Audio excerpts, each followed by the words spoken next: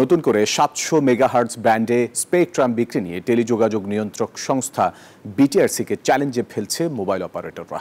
BTRC যে দামে এই ব্যান্ডের স্পেকট্রাম বিক্রি করতে চায় তা নিয়ে আপত্তি আছে অপারেটরদের। যদিও বিটিআরসি বলছে স্পেকট্রামের দাম নিয়ে ভাবতে হবে বাস্তবতার নিরিখে।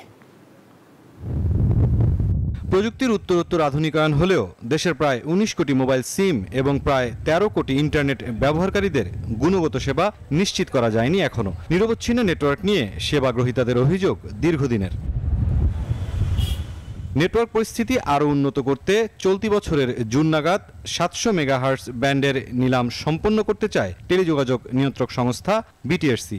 এই স্পেকট্রামের ভিত্তিমূল্য 263 কোটি টাকা নির্ধারণ করেছে সংস্থাটি। আর এখানেই আপত্তি জানিয়েছে দেশের সবচেয়ে বড় মোবাইল অপারেটর। ভিত্তিমূল্য 263 কোটি টাকা ধরা হয়েছে। যদি এর প্রাইসটা একটু বিবেচনা করা হয়, কেননা আলটিমেটলি তো ব্যবসা বা যেই এখানে ইনভেস্ট করুক, there has to be a good return.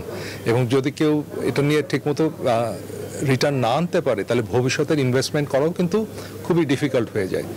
যদিও বিটিআরসি বলছে দেশের স্পেকট্রাম নিলামের ইতিহাস বিবেচনায় ধাপে ধাপে কমছে দাম। স্পেকট্রাম প্রাইস এটা কি বেশি না কম, এটা যদি আপনি দেখেন, ডিপেন্ড করে আপনি কার দৃষ্টিভঙ্গি থেকে দেখছেন।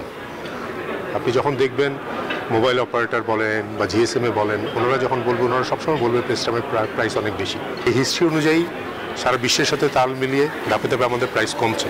সরকারের অনুমোদনের পর এই দাম চূড়ান্ত হবে। এছাড়া স্পেকট্রামের দাম পরিশোধে 10 কিস্তিও পাবে অপারেটররা। মুরসালিন হক জুনায়েদ, নিউজ 24, ঢাকা।